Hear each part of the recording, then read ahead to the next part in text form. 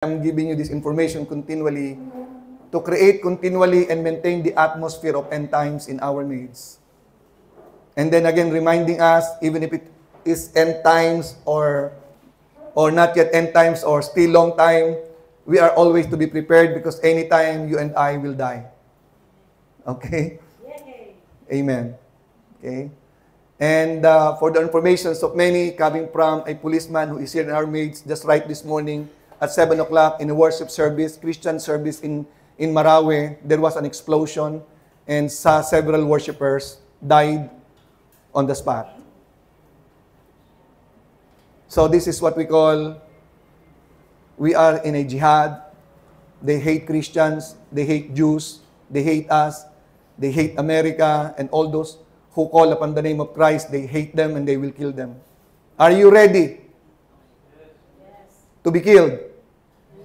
Okay, let's go. Okay, let's go. So, malayo pa yun, kaya para hindi pa natin masyadong nararamdaman, pero mga kapatid, nasa Pilipinas na yan.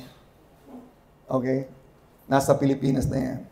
Sabi nga ni Ramil kanina, nakakaawa lang tingnan ng mga namatay kasi sabog-sabog ang katawan.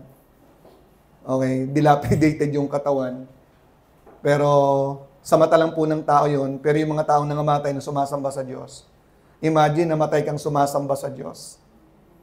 I was once heard from our denomination, there was a pastor in Iloilo while preaching, somebody came up, okay, and shot the pastor and died instantly while preaching. Wow. Is there anybody who would like to shoot me here? And I would appreciate that, and that is my way to heaven. Pakisabi lang sa mga pinagkakautangan ko, kita na lang kami sa kabila, okay? Okay. So, yun po lamang, ina-update ko po kayo na very much alive ang gera ngayon ng digmaan, and this is not just a war that we are waiting when to stop. This is the war that we are waiting when to escalate and become big, and then rapture will take place. Amen? Okay.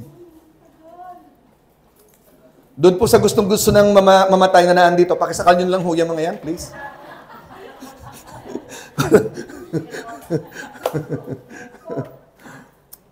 Okay, so, nagsimula po ako na mag-preach noon before last Sunday.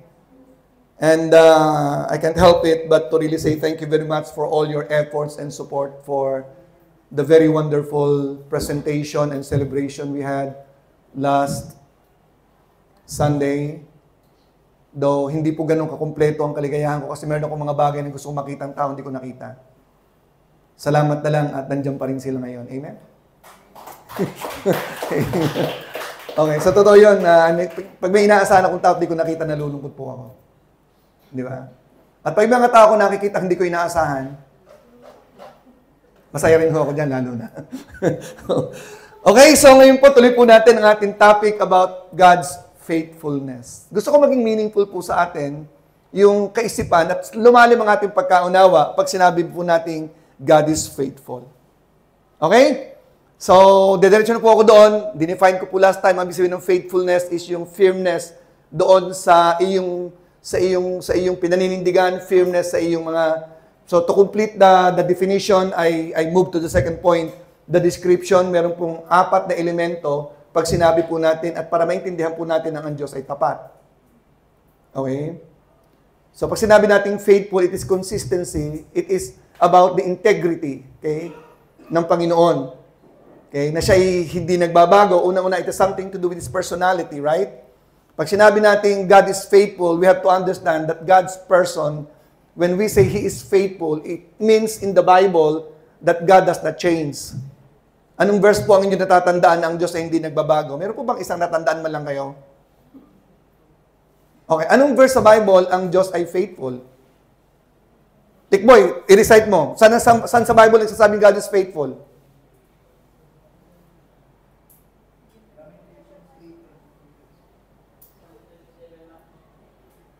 Tikboy, ha, kinote mo lang kanina, ha? 2 Thessalonians 3:3 kanina, ha?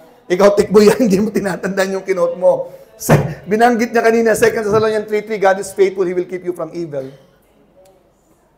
1 Corinthians chapter 10, verse 13, God is faithful, okay, to make you escape. Di ba? God is faithful not to tempt you beyond you are able, and God is faithful to make you a way out of the problem where you are into. God is faithful.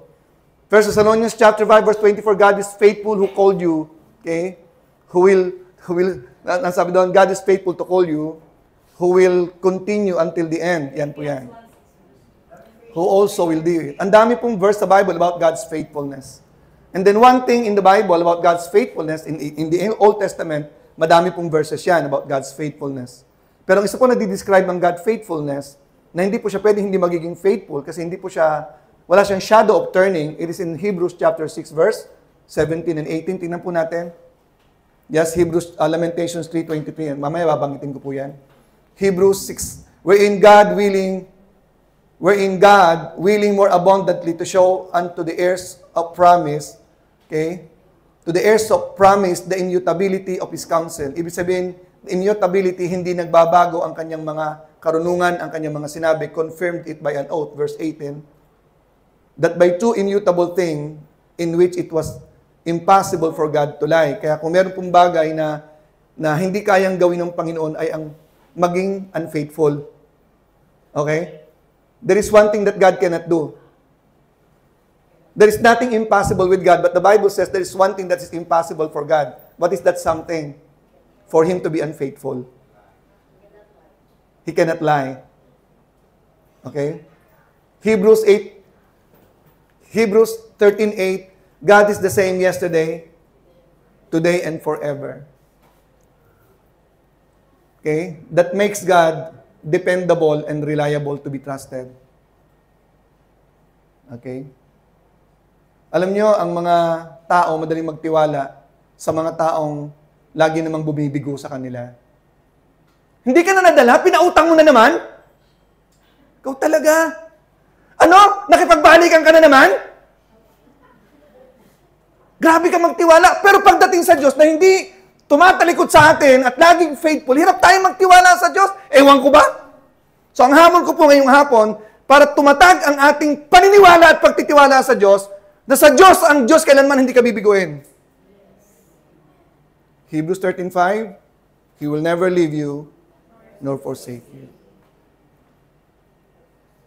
Amen? So, it is about His person. He is absolutely and perfectly faithful.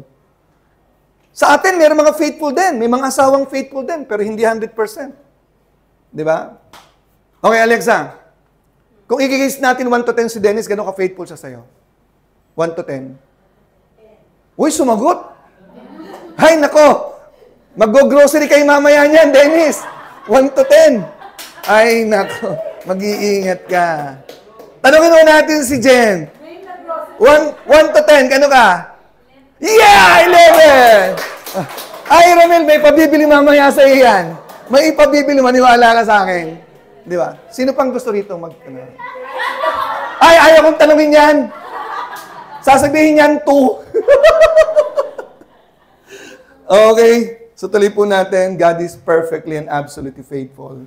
It has something to do with His being. God is not struggling to be faithful, unlike us. Di ba? So, sometimes, meron pong nagpapa-counsel sa akin, I'm torn between two. Di ba?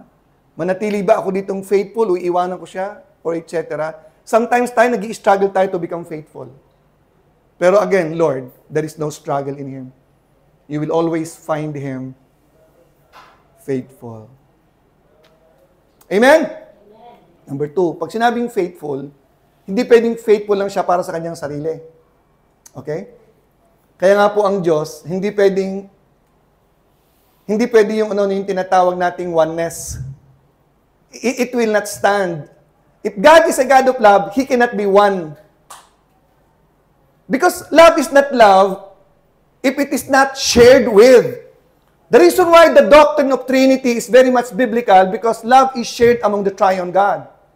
And faithfulness is shared among the triune God and extended to us as a party. The second thing about God's faithfulness, it is expressed in a relationship. And we are a covenant relation we are in a covenant relationship with God. We are the party in God's faithfulness as an object of His faithfulness. There is a need for a party to express His faithfulness. And praise God, you and I, we are the covenant party of God. And we are the recipient to experience the faithfulness of God. Wow! Amen. Grabe. Okay, ito na po yan. No? Nagbanggit po ako sa Bible study ko kahapon tungkol po dito sa John chapter 14 verse 21. Tingnan po natin para maintindihan niyo po ito. Mga kapatid, para ma-appreciate niyo sino ba tayo. Okay? Yan. He that hath my commandments and keepeth them, he it is that loveth me. And he that loveth me shall be loved of my Father, and I will love him and will manifest myself. Take note of the word, will manifest myself to him. And then in verse 22, ito na po ang isang katanungan. Judas saith unto him, hindi po si Judas Iscariot, Lord, how is it that thou wilt manifest thyself unto us and not unto the world? Lord, bakit sa amin kayo mag-manifest?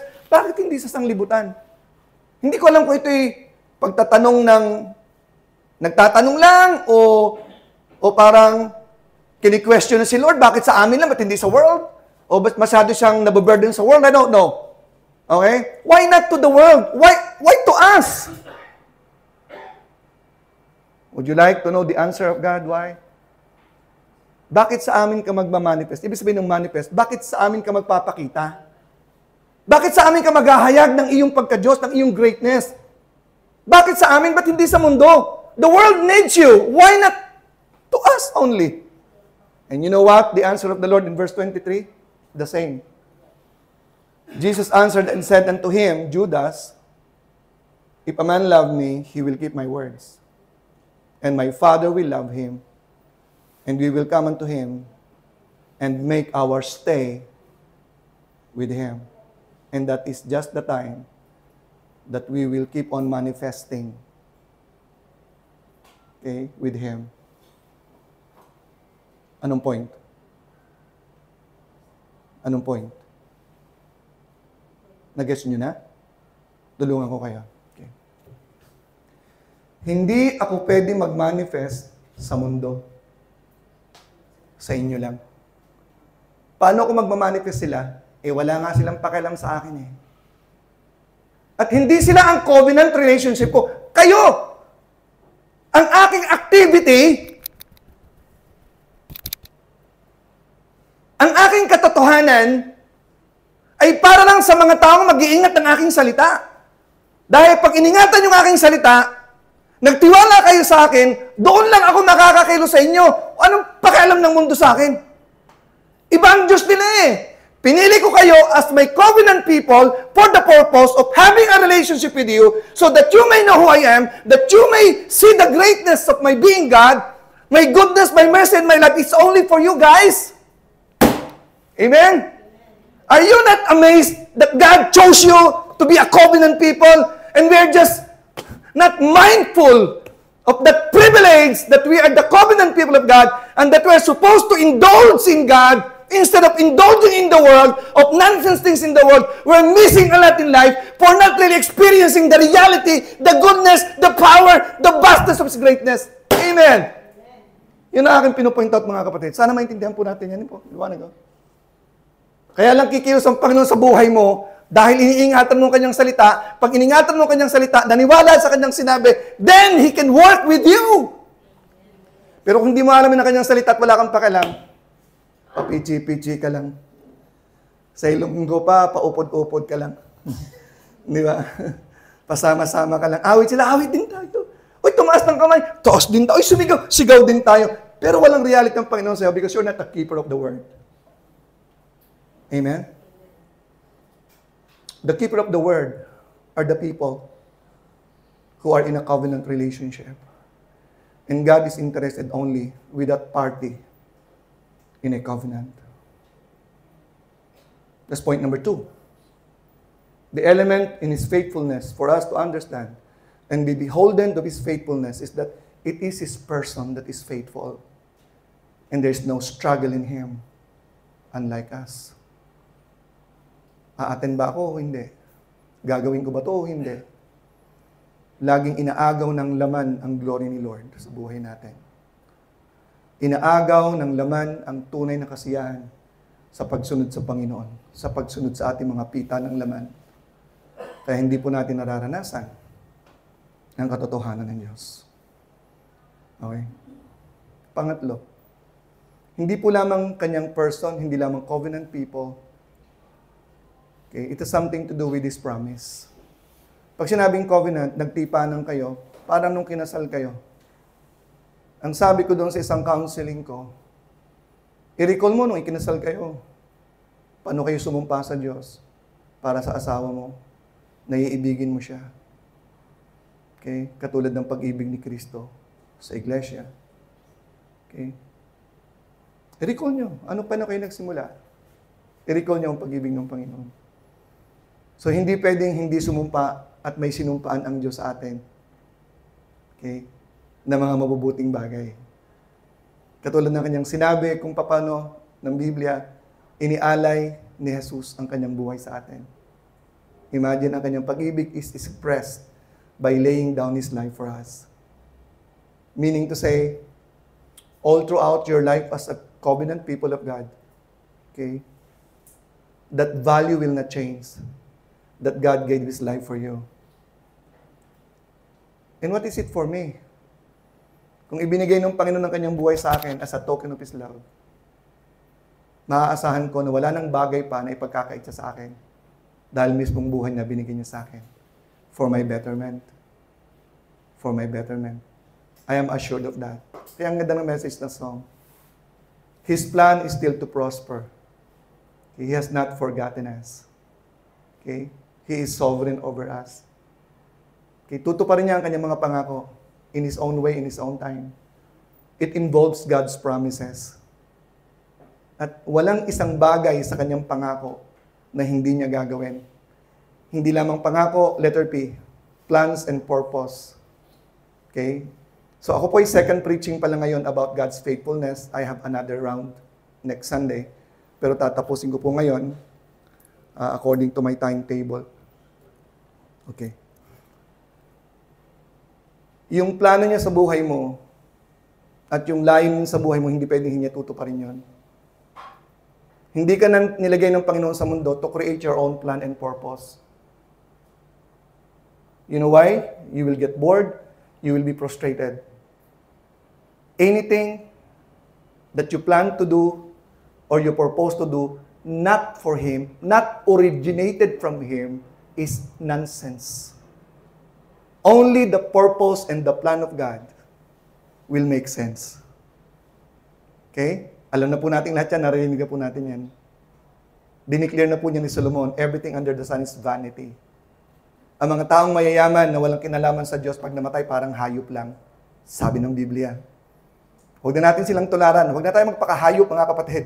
Di ba? Mga pinili tayo ng Panginoon, we are covenant people of God, na ang gagawin po natin dapat sa buhay na ito, unang-una is in line with the plan of God. In line with the purpose of God. Okay? Anything that's not out of that purpose and plan is nonsense. Okay? Amen? And then lastly, God has the power to fulfill anything that He has declared. You know why? I will tell you muna kung ano yung kanyang sinabi about His purpose and plan. Okay? Ito yung isa sa mga verses na gusto kong tandaan yung mga kapatid. Nailagay nyo sa inyong note. Isaiah 46. Tingnan po natin sa 9, 10, and 11. About God's sovereignty. What God is telling about His plan. About His purpose. Remember the former things of old, for I am God, and there is none else. I am God, and there is none like me. Verse 10. I am the God who has the authority to declare the end from the beginning. Kaya kong sabihin sa pasimula pa lang kung anong ending, sabi niya. Alam niya na ang buhay mo kung paano magtatapos. Alam ka kung paano siya mamamatay. Alam ng Panginoon kung sino dito ang kasama sa rapture.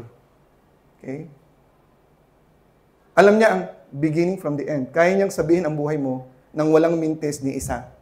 Okay? Sabi ng Panginoon. And from the ancient times, the things that are not yet done. Hindi pa nangyayari, kaya niyang sabihin sa iyo. Saying, my counsel shall stand, and I will do all my pleasure. And I like in verse 11, it says about King Cyrus, calling a ravenous bird from the east, the man that executed my counsel from a far country. For the Iglesia ni Cristo religion, si Manalo daw to. Pero sa Bible, ito po si Cyrus. Okay? Calling a ravenous bird from the east, the man that executed my counsel from a far country. Siya po yung ginamit ng Panginoon to deliver the people of Israel out of the hands of the... Kanino? Come on, history. Saan ginamit si Cyrus ng Lord? Uy, tinatanong ko kayo, magsalita naman kayo. Pwede po kayo magsalita, okay po, okay lang po. Saan ginamit si Cyrus? Is history lang. Saan? O Babylonian, huwag yung tagalan, okay? Tama po yun, Babylonian, okay? Sa Babylon, doon siya tinawag, ang sabi ng Panginoon, I have spoken it, I will also bring it to pass. I have purposed it, I will also do it. Nung sinabi niya po ito, King Cyrus came, okay, and delivered the Jewish nation from Babylon. And his first decree, when he assumed leadership, okay, in Babylon, okay, as an empire belonging to the Persian Empire. Babylon was under the Persian Empire at that time. The first decree he made is to order the Jewish nation to go back and return to the Promised Land. Yan ang unang-una niyang decree. At habang sila nagsa-celebrate ng victory party, si King Cyrus, daladala ni Daniel ang Book of Isaiah upang sabihin kay Cyrus, Your Majesty, your name has been written in the Book of Isaiah, chapter 45, doon po binanggit si Cyrus, declared by God that you will come and save us. Written by Isaiah 150 years ago. Your name has been already declared here in the Bible. Nakuha niyo point? Kaya sabi ng Panginoon, I can declare things not yet done. I will do all my pleasure. Nakaplano na ang lahat. Amen? So God can back up His faithfulness by His omnipotence. Kung ano ang kanyang itinilaga as a sovereign God, yun po ang sabi sa song, dahil siya ay sovereign, pag sinabing sovereign, omnipotent, all-powerful. Pag sinabing all-powerful, walang pwedeng humadlang dyan, walang imposible. Lahat pwede niyang gawin, walang pwedeng humadlang dyan. Okay? The power behind His faithfulness. Number one, binanggit ko kanina, His person is faithful. There is a need for a party involved in a covenant for Him to be faithful, and that's us. Thirdly, His promises, His plans, and His purpose with the covenant people. God is able to fulfill all those things because it is backed up by point number 4, His omnipotence, His power. If there is something that God cannot do, something that He cannot fulfill, He does not deserve our faithfulness or our trust also. But because God is absolutely perfect in love, according to the song, okay, sovereign over us, we can no doubt and hesitate to give our full trust to Him. Amen? So yan po yung description ng kanyang faithfulness para maintindihan po natin. 4 things, 4 elements are involved. His being, His person, the party people, we are the party people in a covenant, His plans, promises, and programs for us, purpose for us, and then lastly, it involves His omnipotence. He cannot be faithful if He is not omnipotent. Okay? So magkakasama po yung 4 na yun, hindi pwedeng wala yung isa. Okay, now, the demonstration of His faithfulness. Ang binigay ko po last time na example sa kanyang faithfulness ay, see, according to the message of the song, if my enemy means for evil, you turn it for good. Yung pong song na yan ay inspired by Genesis 50:20. Yun po yung isang napakahalagang verse sa Bible na dapat ilagay sa isip at sa puso para maiwasan ang sisihan sa buhay. Maiwasan ang pag-complain sa buhay. kahit gano'ng kapangit ang nangyayari at gawin ng tao sa'yo, God will turn it for your good. Pero pag hindi pinaniniwalaan yun, reklamador ka, dahil mong complain. Di ba? May nangyaring pangit, sisi ka dito, sisi ka doon. Pag hindi mo nagawa, dami mong alibay. Di ba? So, that is very, very empowering verse for me. And I hope also for you. Now, I would like to move to the second example about the demonstration of God's faithfulness. There are covenants that God established in the Bible. Okay? So, ang sabi ng iba, 5 lang daw yan. Pero ang sabi na hindi, 7 yan. Merong mga bagay na hindi na kinukonsider. Pero atin pong gawing lahat-lahat na binabanggit sa Bible. Number 1, we have the Adamic covenant. God made a covenant with Adam. Okay? Na ang content ng covenant is yung mga pinangako ng Panginoon sa kanila sa covenant. Di ba? Ang isa, yung tinatawag po ng Adamic covenant is yung pinangako ng Panginoon kay Adam na kapag kayo naging faithful, di ba? Pag kayo ay, yung tree of knowledge is a symbol of God's covenant. Na kapag iningatan nyo to, di ba? There's continuity of a relationship. Pero pag hindi nyo iningatan itong punong ito, kinakalaman nyo to, broke ang covenant. And they broke the covenant with the tree. Okay? Pangalawa, we have the Noahic covenant. Ang covenants kay Noah, mga kapatid, na in-establish ng Panginoon. Okay, can you help me? Ano yung Noahic covenant?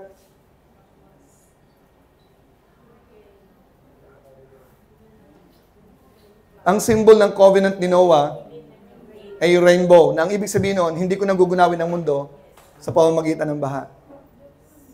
At ang isang kasama sa covenant, magpapatuloy ang ikot ng mundo, ang season ng planting and harvesting.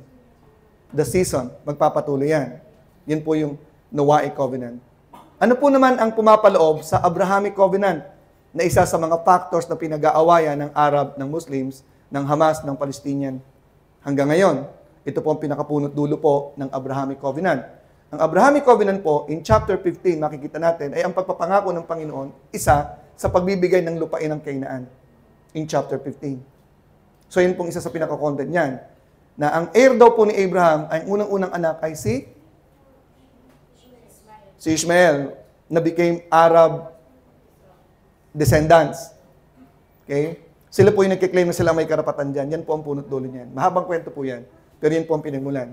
We have the Abrahamic covenant.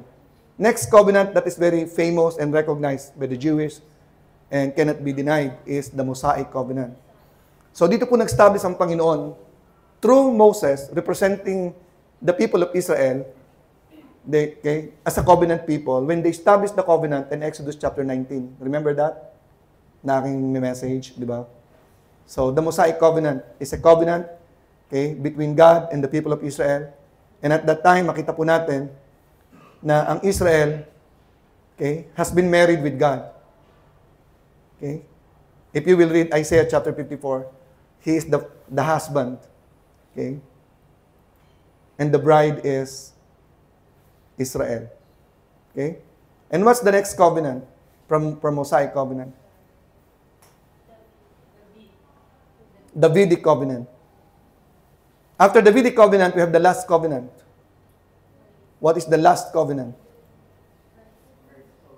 The grace covenant, where we are in right now. We are in a grace covenant with God. Okay? The covenant was initiated by God, Jesus Christ, in chapter 13 of John. Kaya binasa natin kanina chapter 14. Okay? Sinabi niya na, he who loves me, keep the covenant. The commandment is the covenant. Di ba? Pag iningatan mo ang covenant, doon mo lang mararanasan ang katotohanan ko sa buhay mo. My activity is between you and me. At doon po sa chapter 14, aalis ang Panginoon. Sinabi niya sa verse 1, you believe in God, believe also in me. Okay? I go to prepare a place for you. If it were not so, I would not have told you. I go to prepare a place for you. And if I go to prepare a place for you, I will come again and receive you unto myself. Then, the following verses, sinabi niya po, but I will not leave you comfortless. I will send the Holy Spirit, the Comforter. The Comforter is the gift of Christ being away from us. To comfort us, meaning to guide us, to go along with us while Christ is preparing a place for us, waiting for His return to take His bride, and that is you and me, one day. Amen? Okay. Now, let us move on to the demonstration of His faithfulness with David. Ano po ba ang Davidic covenant? What do you know about David? Anyone who would like to guess? Meron pong nakahandang jacket sa likod, ibibigay po sa mga kakaalam. Ano po ang Davidic covenant? Tikboy, pakihubad yung jacket mo. Bigay mo. Ang Davidic covenant is in 2 Samuel chapter 7, verse 16 and 17. Simulan po natin sa verse 15, 16 and 17. Davidic covenant. 2 Samuel chapter 7, simulan natin sa verse 15.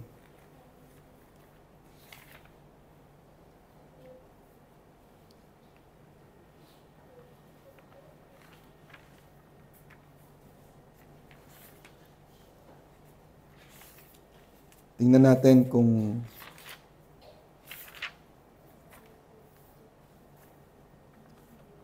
pakita sa verse 14. Mukhang hindi pa yan eh. Okay. 15 na lang. But my mercy shall not depart away from him, as I took it from Saul, whom I put away before thee. Yung mercy ng Panginoon, tinanggal niya kay Saul. Nakiyan niyo. Kasi si Saul ay hindi siya ka-covenant ng Panginoon. Ka-covenant pero conditional. Okay? Hindi niya tatanggalin ang mercy kay David. Verse 16. And thine house and thy kingdom shall be established forever before thee, and thy throne shall be established forever. So, ibig sabihin, ang kingdom ni David, ang kanyang kingship, hindi pwedeng burahin hanggang sa millennial reign. Okay? So, yung scepter shall not depart from him. Verse 17. According to all these words and according to all this vision, so did Nathan speak unto David. So, pinakakuan siya na ang kingdom hindi mawawala sa kamay mo. That is the Davidic covenant. Nakasama doon ang pangako na sa pamamagitan ng lineage mo, diyan lalabas ang tagapagligtas ng mundo. That all the families will be blessed. Galing pa po kay Abraham yan. Pinasa po kay David. Abrahamic covenant, Mosaic, and then Davidic covenant. Okay? So, yung lineage ng kingdom will not depart from your lineage. Laging lahi mo ang magpiprevail. Kaya ang darating pong tagapagligtas ay galing sa lineage. Kaya nga ang tawag kay Jesus Christ, Son of David. Have mercy on us. Okay nyo? Okay? Pinag-usapan po namin mag-asawa yung dadating na Antichrist na manggagaling po accordingly sa gateway ang Arab. Pero hindi po siya pure Muslim. Kasi magkiklaim po siya na siya ay galing sa Judah, kay David din galing. Para maging valid ang kanyang pagiging Christ na tatanggapin ng Messiah ng Israel. Okay? Ang gateway lamang po ay Arab country. Kasi ngayon po, magkalaban pa rin ang Arab at ang Iran. In principle. Pumapanig pa rin po ang Arab sa Israel ngayon. So yun po yung status niyan. Bagamat ang Arab ay Islam, Muslim, pero hindi po sila katono ng Iran. Magkaiba po sila, may division. Mga Sunni po sila, Shiite po yung kabila. Yun po yung mga jihadist talaga na grabe. Kasama po kasi sa Abraham Accord. Abraham Accord, ang Arab, ang United Arab Emirates, yung pong pinapirmahan po ni, sino pong presidente? Si Donald Trump. So they observe the Abraham Accord na iisa lang kayo ng lahi. Okay? So yun po yan. So nakita po natin kung ano po yung covenant. Binanggit ko po kanina na ang covenant, God will be faithful. Di ba? Okay. Paano pinagtibay ng Panginoon na ang kingdom ay hindi mawawala kay David? Paano mapapatibay ng Panginoon ang kanyang sinabi niya, hindi pwedeng baliin? Kasi sinabi niya kanina, Isaiah 46 Di ba? My counsel shall stand. I will do my pleasure. I will do all my purpose. Declaring from the beginning to the end. Things that are not yet done. I can tell when it is going to happen. No one can stop me. Yan ibig sabihin ng Panginoon. Kapag dineclare ko, yun po yung verse na iniwanan ko last Sunday. Psalms 89. Okay? Verse 34. My covenant will I not break. Davidic covenant, Abrahamic covenant, I will not break. Nor alter the thing that is gone out of my lips. Pag sinabi ko, whenever I would declare that I am trapped with it, I'm going to fulfill what I have declared coming from my lips. Amen? So yun po yung kagandahan. Kapag pinanghawakan po natin ang sinabi ng Panginoon, you watch, you wait, God will definitely fulfill His word.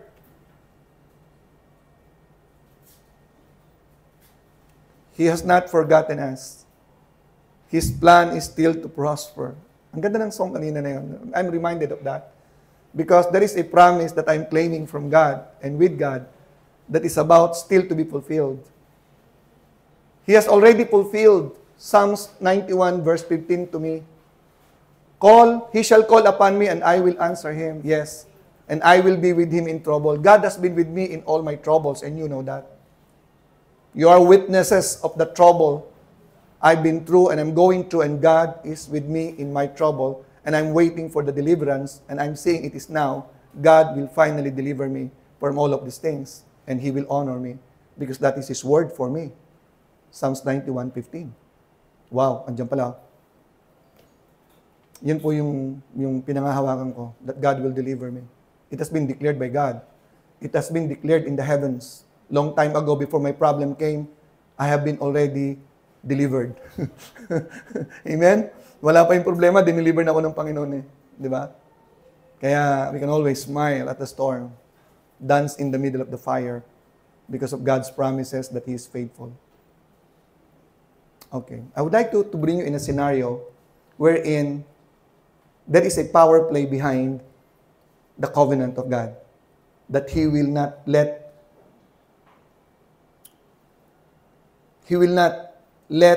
the covenant be broken, that He will keep the covenant with David, that his lineage will be established forever and ever until the millennial reign. The kingdom will be in his lineage. The king will continue to be in his lineage. And there's something that happened in 2 Kings chapter 11. Basahin po natin to.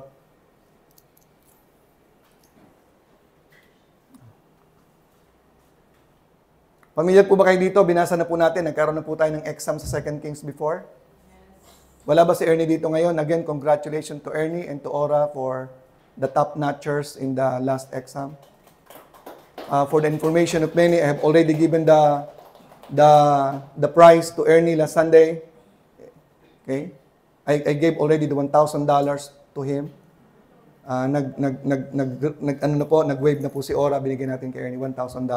Ngayon po, Isaiah, hanggang chapter 66. Nung una, hindi po natin tinuloy kasi meron pong nag-propose, wag muna pa, so napakahaba niyan. Pero ngayon, wala naman pumalag, ituloy po natin. Baka ngayon po matuloy yung $1,000. Okay? Laki, no? So, mahaba po yan. Medyo, gawin po natin medyo juicy po yung price niyan para talagang pag-aralan yung mabuti ang Book of Isaiah. To give you an idea, before you read the Book of Isaiah, read the background of Isaiah, why there is the prophecy, why there is the Book of Isaiah, what motivated Isaiah to write the book, how God orchestrated the scenario for the book. Kaya makikita po natin sa canonicity, doon sa mga nag-aral ng canon, only 66 books are canonized. 37 from the Old Testament and 29 in the New Testament. Okay? It is also parallel with the book of Isaiah, 66 chapters. Okay? Ang content ng Isaiah from chapter 1 to chapter 37 is about Old Testament. And chapter 40 down to chapter 66, the 27 last chapters, they are mostly all about the New Testament. Wow. Grabe, no? So, hindi nagkamali ang council nung una, the Council of Nicaea, for the canonicity of the 66 books of the Bible. Amen? So, that's how accurate is our God. That's how certain is our faith in the Lord. Okay, tingnan po natin si Atalaya. Sino po si Atalaya? Maganda po ang meaning niyan sa Hebrew. Okay? Atalaya, the mother of Ahaziah. Okay? When Atalaya, the mother of Ahaziah, saw that her son was dead, she arose and destroyed all the seed royal. Isang statement, pero pag hindi nyo alam ang background, ano ibig sabihin niya, pastor? Si Atalaya ay anak ni Ahab at Jezebel. Huwag niyo kakalimutan, nagkaroon ng alliance si Ahab, king of northern kingdom, and Jehoshaphat, king of the southern kingdom, naging magkaibigan, hanggang sila po yung naging magbalae. Ipinakasal si Atalaya kay Joram na anak po ni Jehoshaphat. So, ibig sabihin, nagkaroon ng mixed marriage, the southern and the northern. At ang naging anak po nila ay si Ahaziah. Okay? Nung makita, kasi pinatay ni Jehu lahat ng mga kasi ito po, nai-involve na po si Ahaziah kasi nagkaroon po ng alliance ang northern and southern, nagdo-dominate po yung Baal worship nung time na yon, kaya si Jehu ginamit ni God para ubusin ang lahat ng worshipers ni Baal. Okay? Si Ahaziah namatay. Nung namatay si Ahaziah, nakita ni Atalaya na patay na ang kanyang anak. Natural, sinong successor ni Ahaziah? Sinong successor ni Ahaziah? Mga anak. Isa sa mga anak. Kaya ang ginawa po ni Atalaya, pinatay niya ang lahat niyang apo. Grabing lola, no? Kayo nga, mga lola dito ang mananakit sa apo niyo, papatayin niyo Pero ito, yung apo niya mismo, pinatay niya. Grabing lola. Bakit? For personal ambition, verse 2, tingnan po natin. But Jehosheba, kapatid ni Ahaziah, the daughter of King Joram, sister of Ahaziah, kapatid ni Ahaziah, of course, anak din to ni Joram at saka ni Atalaya.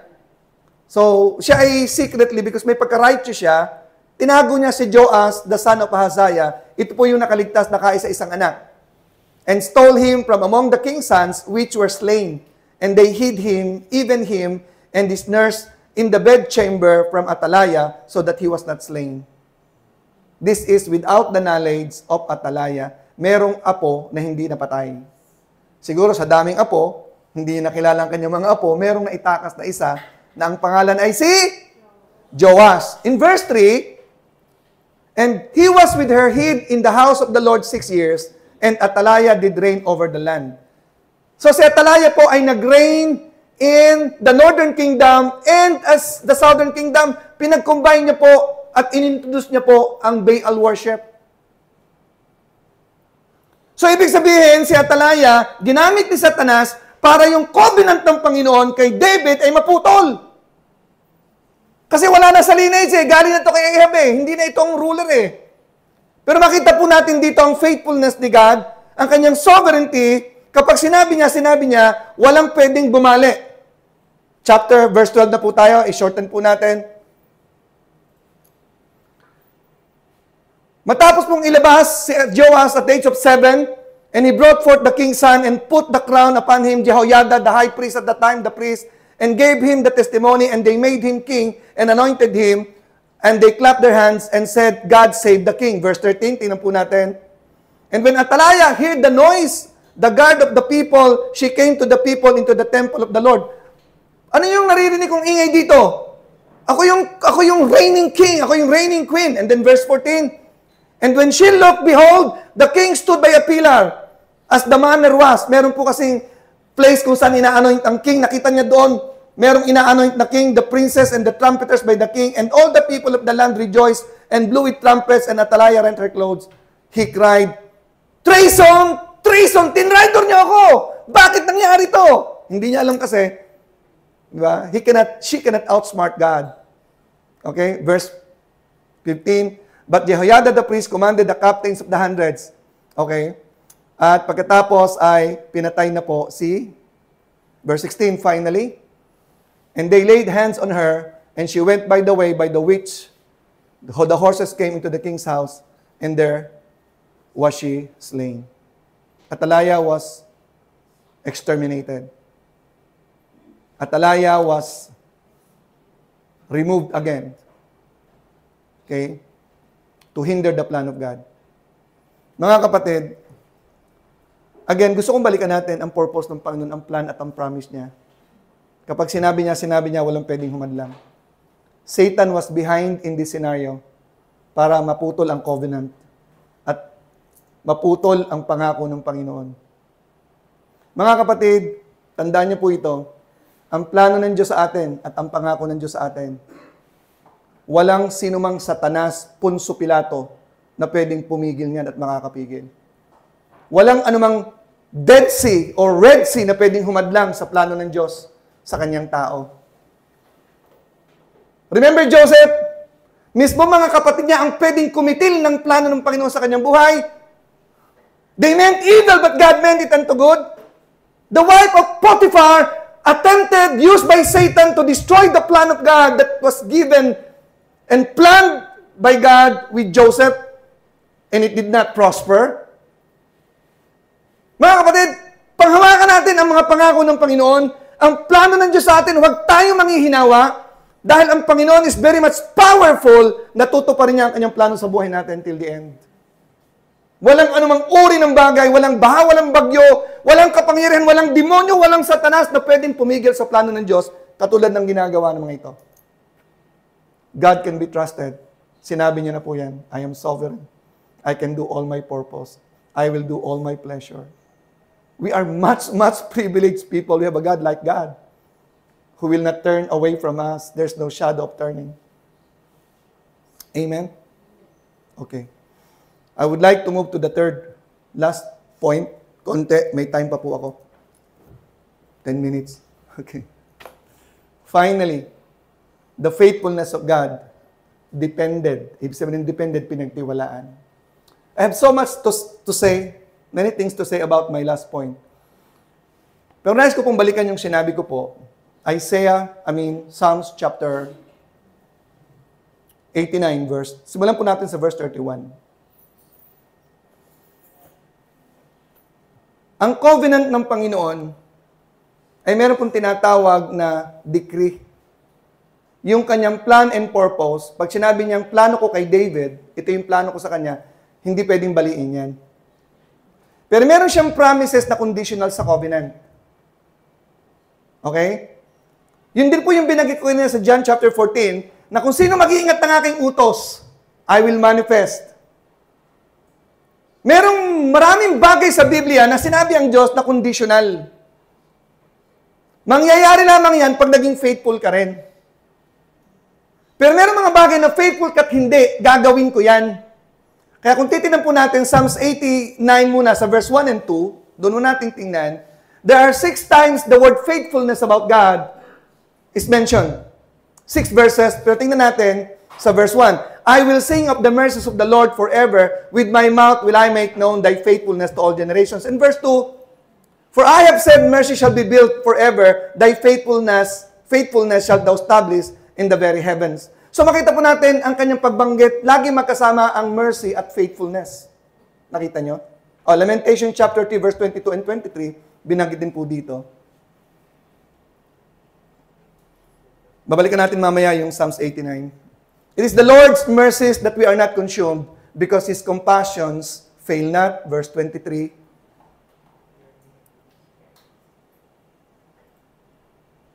They are new every morning. Great is thy faithfulness. There is a famous song from the hymnals that we used to sing. Great is thy faithfulness. Okay? New mercies I see. Great is thy faithfulness. Why? Mercy is always connected with God's faithfulness. Yan ang gusto sumagot. Yan po yung pinag-isipan ko nung unang na-encounter ko. Bakit ba? Pag sinabing faithful si God, bakit may mercy? Morning by morning, new mercies I see. Why mercy? Great is thy faithfulness. Why? Why do you think?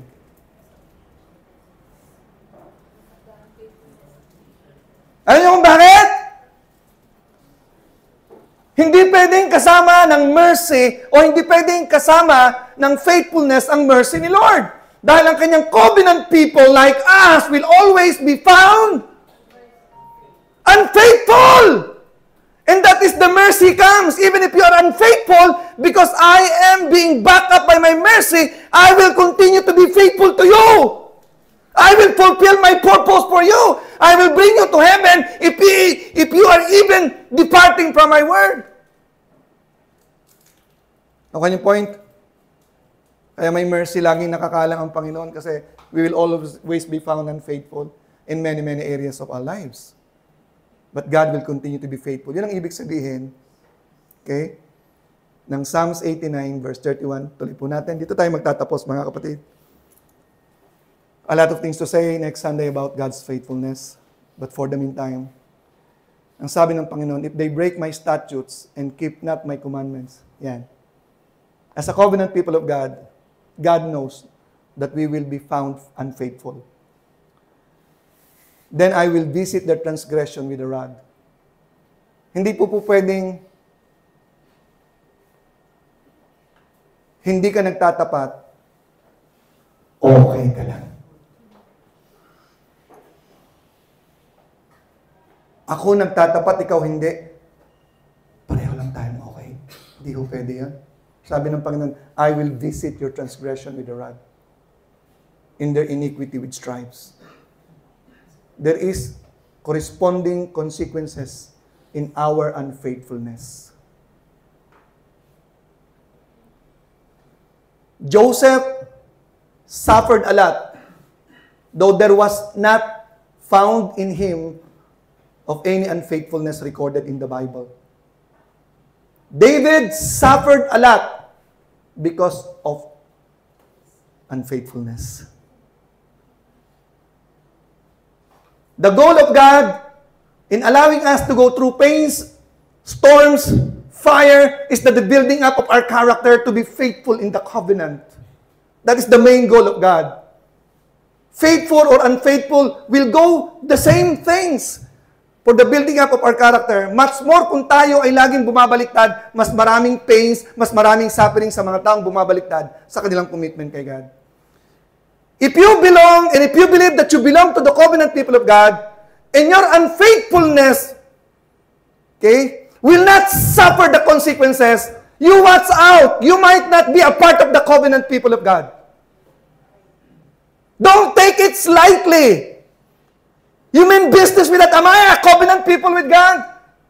I have to be faithful if I am. If not, I will suffer the consequence because God said it so.